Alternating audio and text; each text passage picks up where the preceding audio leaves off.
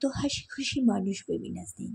তিনি বেগম জিয়াকে দেখতে গিয়ে কান্নায় ভেঙে পড়লেন আর বললেন, আমার মার জন্য দেশবাসীর কাছে দোয়া চাই।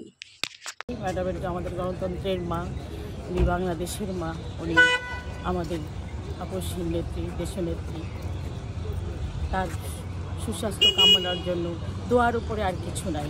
আল্লাহ কার হাত কবুল করবেন আমরা জানি না, তবু আল্লাহর কাছে সকলের হাত কামনা করছি, সবার দোয়া কামনা করছি। আমরা সবাই দোয়া মায়ের জন্য, দোয়ার উপরে আর কিছু নাই।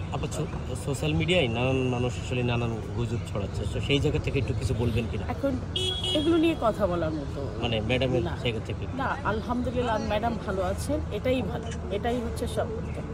ম্যাডাম ভালো আছেন, অনেক ভালো আছেন আগের থেকে। শুধু আপনারা সবার কাছে দোয়া প্রার্থী। Thank you.